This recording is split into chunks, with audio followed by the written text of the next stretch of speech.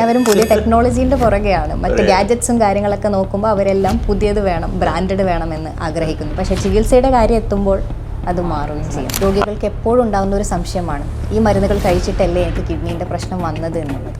അത് നമ്മൾ എങ്ങനെയാണ് അവരെ ബോധ്യപ്പെടുത്തുക? ക്രിയാറ്റിൻ ടെസ്റ്റ് ചെയ്താൽ പോരെ. പക്ഷേ നമുക്ക് കുറച്ചും കൂടെ നേരത്തെ കണ്ടുപിടിക്കാനായിട്ട് ഏത് ടെസ്റ്റാണ് നമുക്ക് സജസ്റ്റ് ചെയ്യാൻ സാധിക്കുക? ടെക്നോളജിയുടെ ഉപയോഗം എത്രത്തോളമാണ് ടൈപ്പ് 1 ഡയബറ്റീസിൽ ഉള്ളത്? വളരെ പ്രധാനപ്പെട്ട ഒരു ഇഷ്യൂ ആണ് നമ്മൾ മരുന്നുകൾ ഉപയോഗിക്കുമ്പോഴുണ്ടാകുന്ന കിഡ്നിയിലുള്ള പ്രശ്നങ്ങൾ. രോഗികൾക്ക് എപ്പോഴും ഉണ്ടാകുന്ന ഒരു സംശയമാണ്, ഈ മരുന്നുകൾ കഴിച്ചിട്ടല്ലേ എനിക്ക് കിഡ്നീൻ്റെ പ്രശ്നം വന്നത് എന്നുള്ളത്. അത് നമ്മൾ എങ്ങനെയാണ് അവരെ ബോധ്യപ്പെടുത്തുക? നമ്മൾ ഈ പെരുമഴയത്തെ കുട പിടിക്കാതെ കുറേ ദൂരം നടന്ന ശേഷം കുട കിട്ടിയ ശേഷം പറയുകയാണ്, അയ്യോ ഈ കുട കാരണമാണ് ഞാൻ ഇത്രയും നനഞ്ഞത് എന്ന് പറയുന്നതിന് സമാനമാണിത്. കാരണം ഈ ഡയബറ്റീസിൽ കോംപ്ലിക്കേഷൻസ് വന്ന ശേഷം നമ്മൾ ഈ പറയുന്ന പ്രതിരോധത്തിനായിട്ടുള്ള ഔഷധങ്ങൾ തുടങ്ങിക്കഴിഞ്ഞാലും പ്രയോജനം കിട്ടില്ല അല്ലേ? ഓഫ് കോഴ്സ് പ്രയോജനം കിട്ടും, എന്നാലും ഞാൻ ഈ പറഞ്ഞ പോലെയാണ്, പിന്നീട് കുട പിടിച്ചു കഴിഞ്ഞാൽ പിന്നീട് മഴ നനയില്ല, പക്ഷേ ദേഹം മുഴുവൻ നനഞ്ഞ് കഴിഞ്ഞു. അപ്പോൾ നമ്മൾ ഓരോ കാര്യങ്ങൾ ചെയ്യുന്നതിന് ഓരോ സമയമുണ്ട്. അവിടെയാണ് ഇപ്പോൾ ഡോക്ടർ ഷഹാന ഒരു രോഗിയെടുത്ത് പറയുകയാണ്, സാറ് ഇൻസുലിൻ ഇഞ്ചക്ഷൻ തുടങ്ങാൻ സമയമായി. അപ്പോൾ രോഗി പറയാണ്, അയ്യോ ഡോക്ടറെ ഞാനൊരു 3 മാസം കൂടെ കൺട്രോൾ ചെയ്യാൻ ഡോക്ടറെ, അത് ഞാൻ കല്യാണം ഉണ്ടായിരുന്നു, ഞാൻ പിന്നെ യാത്രയിലായിരുന്നു, പിന്നെ എനിക്ക് ഫെസ്റ്റിവലായിരുന്നു, ഇങ്ങനെ കുറേ കാര്യങ്ങൾ പറയും രോഗികൾ. അപ്പോൾ 3 മാസം കൂടെ സമയം. ഈ 3 മാസം ഇങ്ങനെ സമയം കൊടുത്ത് പിന്നെ 2 വർഷം കഴിയും. ആ 2 വർഷം കഴിയുമ്പോഴത്തേക്ക് പിന്നീട് നമ്മൾ ഈ പറയുന്ന ഇൻസുലിനോ GLP-യോ ഗ്ലിഫ്ലസിനോ അല്ലെങ്കിൽ നമ്മുടെ പുതിയ നോൺ സ്റ്റീറോയിഡൽ മെലിനോകോർട്ടിക്കോയിഡ് റിസപ്റ്റർ ആൻറ്റഗോണിസ്റ്റോ അങ്ങനെ കുറേ കാര്യങ്ങളുണ്ട് കിഡ്നി സംരക്ഷിക്കാനായിട്ടല്ലേ. ഇതിൽ എന്തൊക്കെ തുടങ്ങിക്കഴിഞ്ഞാലും ഈ തുടങ്ങേണ്ട സമയം കഴിഞ്ഞാണ്. അപ്പോൾ രോഗിക്ക് കിട്ടേണ്ട ഒരു പ്രതിരോധം 100% ആയിരുന്നെങ്കിൽ ഒരുപക്ഷെ പിന്നെ നമുക്ക് കൊടുക്കാൻ പറ്റുന്നത് വെറൊരു 20% മാത്രമായിരിക്കും. അത് കഴിഞ്ഞിട്ട് പിന്നെ മരുന്നിനെ നമ്മൾ കുറ്റം പറഞ്ഞിട്ട് കാര്യമില്ല. മരുന്നുകൾ ഇപ്പോൾ ഉള്ളത് പലതും ഈ രോഗങ്ങളെ പ്രതിരോധിക്കാനായിട്ടാണ്, കിഡ്നിയിലുള്ള ഡയാലിസിസൊക്കെ പ്രതിരോധിക്കാനായിട്ടാണ് ഈ മരുന്നുകൾ ഡോക്ടർമാർ നേരത്തെ തന്നെ നിർദ്ദേശിക്കുന്നത്. അത് എപ്പോൾ നിർദ്ദേശിക്കണമെന്നുള്ളത് ഇതിനെക്കുറിച്ച് പഠിച്ചൊരു ഡോക്ടർക്ക് കൃത്യമായിട്ടറിയാം അല്ലേ? അപ്പോൾ യു നോ ഹൗ ടു അല്ലേ? ഇപ്പോൾ ഷഹാനയ്ക്ക് കൃത്യമായിട്ട് ഏത് സമയത്താണത് ഉപയോഗിക്കേണ്ടത് പറയാനറിയാം. പക്ഷേ അത് സ്വീകരിക്കേണ്ട ചുമതല ഞങ്ങൾ പറയുന്ന അതിന് കോമൺ സെൻസ് എന്ന് പറയും. ഡോക്ടറെ വിശ്വസിക്കണം, നമുക്ക് സാമാന്യ ബുദ്ധി വേണം, എങ്കിൽ അപ്പം ആ നിമിഷം തന്നെ സ്വീകരിക്കണം. ആ നിമിഷം തന്നെ എങ്കിൽ മാത്രമേ പ്രധാനപ്പെട്ട അവയവങ്ങൾക്ക് വരുന്ന രോഗങ്ങൾ നമുക്ക് പ്രതിരോധിക്കാൻ സാധിക്കുകയുള്ളൂ. ഒരു കാര്യം കൂടെ പറയാം, നമുക്ക് പ്രമേഹം കാരണം വരുന്ന പ്രധാനപ്പെട്ട രോഗങ്ങൾ ഒരുപാടുണ്ടല്ലേ. കാലിൽ നീറ്റൽ, പെരുപ്പ്, heart attack, stroke, kidney disease, അന്ധത. പക്ഷേ ഇതിൽ പലപ്പോഴും പല റിസർച്ചിൽ ഞാൻ ചോദിച്ചിട്ടുണ്ട്, ഈ പറയുന്ന എല്ലാം ഗുരുതര രോഗങ്ങളാണെങ്കിലും ഈ രോഗികൾ ഏറ്റവും കൂടുതൽ ഭയക്കുന്നത് കിഡ്നിയാണ്. കാരണം അത് ഡയാലിസിസും കിഡ്നി ട്രാൻസ്പ്ലാന്റേഷനും ഒക്കെ വരുന്നതുകൊണ്ടാണ് ഭയം. അപ്പോൾ പക്ഷേ എല്ലാം ഒരുപോലെ ഭയക്കണം. കാരണം കിഡ്നി ഡിസീസിനെ ആ അസുഖം വന്ന ശേഷം ഭയക്കുന്നതിന് പകരം ആ ഡിസീസ് വരുമോ ഇല്ലയോ എന്നുള്ളത് ഒരു ഡോക്ടർക്ക് 15 വർഷം മുമ്പ് പറയാൻ സാധിക്കും. ലാബ് ടെസ്റ്റുകളും ശരീരമൊക്കെ പരിശോധിച്ച ശേഷം പറയാൻ സാധിക്കും. അപ്പോൾ പരിശോധനയിലൂടെ ഡോക്ടർ അങ്ങനെ പറയുമ്പോൾ, ഞാൻ നേരത്തെ പറഞ്ഞ ആ കുടയില്ലേ, അത് മഴ വരുന്നതിന് മുമ്പാണ് അത് കൊടുക്കുന്നത്. അത് അപ്പോഴേ തന്നെ വാങ്ങി കയ്യിൽ വയ്ക്കണം, ഉപയോഗിച്ച് തുടങ്ങുക വേണം. അവിടെയാണ് നമ്മൾ നമ്മുടെ ബുദ്ധി ഉപയോഗിക്കേണ്ടത്. അതെ സർ, ടെസ്റ്റുകൾ കാര്യങ്ങൾ പറയുമ്പോൾ നമ്മൾ ക്രിയാറ്റിനാണ് രോഗികൾ എപ്പോഴും പറയാറുള്ളത്, സ്ഥിരം ക്രിയാറ്റിൻ ടെസ്റ്റ് ചെയ്താൽ പോരെ. പക്ഷേ നമുക്ക് കുറച്ചും കൂടെ നേരത്തെ കണ്ടുപിടിക്കാനായിട്ട് ഏത് ടെസ്റ്റാണ് നമുക്ക് സജസ്റ്റ് ചെയ്യാൻ സാധിക്കുന്നത്? അപ്പോൾ നമ്മൾ ഹോസ്പിറ്റൽസ് ചെയ്യുന്ന പോലെ ക്രിയാറ്റിനും ചെയ്ത് നമുക്ക് EGFR കാൽക്കുലേറ്റ് ചെയ്യാം അല്ലേ, എസ്റ്റിമേറ്റഡ് ഗ്ലോമെറുലർ ഫിൽട്രേഷൻ റേറ്റ്. അത് കിഡ്നിയുടെ ഫങ്ഷൻ അറിയാൻ വേണ്ടിയിട്ടാണ്. പക്ഷേ കിഡ്നിയുടെ സ്ട്രക്ചറൽ അബ്നോർമാലിറ്റി, അതിന് എന്തെങ്കിലും തകരാറ് സംഭവിച്ചിട്ടുണ്ടോ എന്നറിയുന്നതിന് വേണ്ടിയുള്ള ഒരു ഇയർലി ടെസ്റ്റ് എന്ന് പറയുന്നത് UACR ആണ്, യൂറിൻ ആൽബുമിൻ ക്രിയാറ്റിൻ റേഷ്യോ. അപ്പോൾ നമ്മൾ പറയുന്നത് ഈ ക്യാൻവാസിൽ ചിത്രം ഇത്ര ഉണ്ടെങ്കിൽ ആ ചിത്രത്തിൻ്റെ പകുതി ക്രിയാറ്റിനും മറ്റേ പകുതി UACR-ആണ്. ഈ രണ്ടും കൂടി ചേരുമ്പോഴാണ് ചിത്രം പൂർണ്ണമാകുന്നത്. എങ്കിൽ മാത്രമേ ഡോക്ടർക്ക് ഇതെല്ലാം പ്രതിരോധിക്കാൻ സാധിക്കും. അപ്പോൾ ചില രോഗികളുണ്ട് ഡോക്ടേഴ്സിൻ്റെ അടുത്ത് വന്നിട്ട് ഡോക്ടർ എനിക്ക് ഡയബറ്റീസ് ആണ്. അപ്പോൾ ഡോക്ടർ നോക്കുമ്പോൾ ഒരു ഗ്ലൂക്കോസ് ആഹാരത്തിന് മുമ്പും കാണും, ആഹാരത്തിന് ശേഷവും കാണും. ഈ 2 ഗ്ലൂക്കോസ് വെച്ച് മാത്രം നമ്മൾ പ്രമേഹം ചികിത്സിക്കുമ്പോൾ സത്യത്തിൽ പ്രമേഹം കാരണം വരുന്ന മറ്റ് പ്രധാനപ്പെട്ട രോഗങ്ങളൊന്നും നമുക്ക് തരാൻ പറ്റില്ല. കാരണം അതുകൊണ്ട് ഒന്നും ചെയ്യാൻ പറ്റില്ല. ഒരുപാട് ലാബ് ടെസ്റ്റുകളുടെ സഹായത്തോടു കൂടിയും സാങ്കേതിക വിദ്യയുടെ സഹായത്തോടു കൂടിയുമാണ് ഈ പ്രതിരോധ ചികിത്സ നമുക്ക് കൊടുക്കാൻ സാധിക്കുന്നത്. ടെക്നോളജിയുടെ കാര്യം പറഞ്ഞു സാർ. പക്ഷേ അതും അഗെയിൻ ആളുകളുടെ അടുത്ത് നമ്മളത് സംസാരിക്കുമ്പോൾ അവർക്കതൊരു കോസ്റ്റ് ആണ് ആദ്യം പറയാം. ഇത്രയും വില കൂടിയ ഒരു ഉപകരണം ഞാൻ ഉപയോഗിക്കേണ്ട കാര്യമുണ്ടോ, അതിൻ്റെ ആവശ്യം എന്താണ് എന്നുള്ളത്.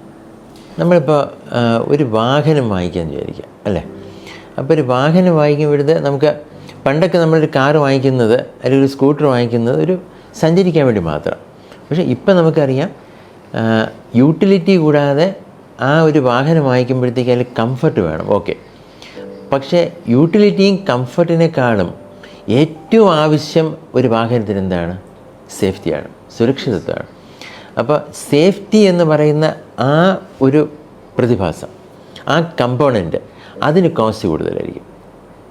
അപ്പോൾ ആ കോസ്റ്റാണ് നമ്മൾ പുതിയ മരുന്നുകൾക്ക് കൊടുക്കുന്ന കോസ്റ്റ്. എല്ലാ പുത്തൻ ഔഷധങ്ങൾക്കും ആദ്യത്തെ 10-15 വർഷങ്ങൾ കുറച്ച് പണം കൂടുതലായിരിക്കും.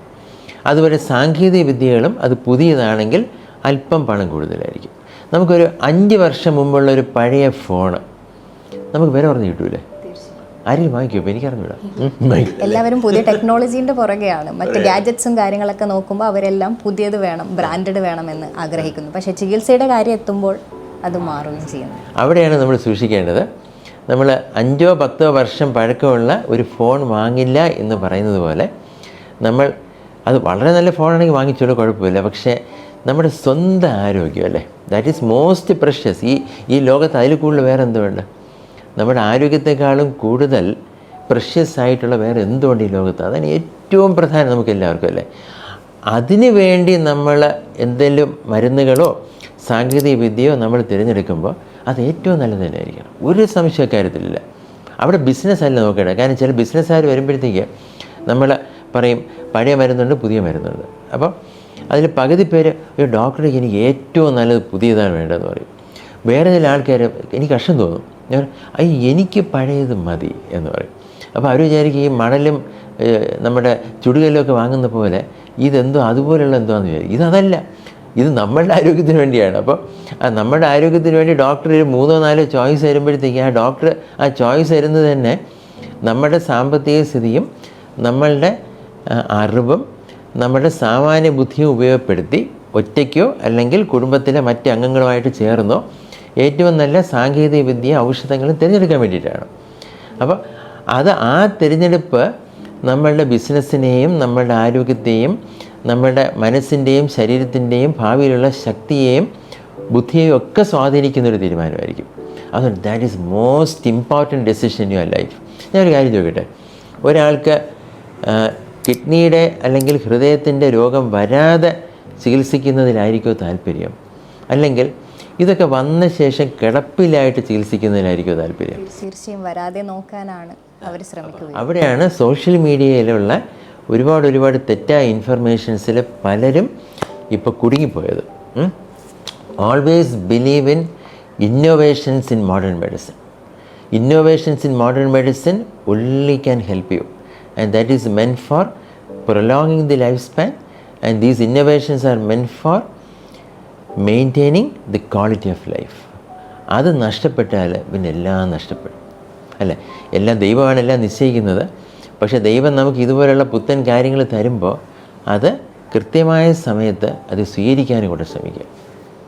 ടൈപ്പ് 1 ഡയബറ്റീസ് ഇന്ന് കോവിഡിന് ശേഷം നമുക്ക് കേസുകൾ ഒരുപാടധികം ആയിട്ടുണ്ട്. പക്ഷെ അതിൻ്റെ മാനേജ്മെൻറ്റ് ഇന്നും ശരിയായ രീതിയിലല്ല.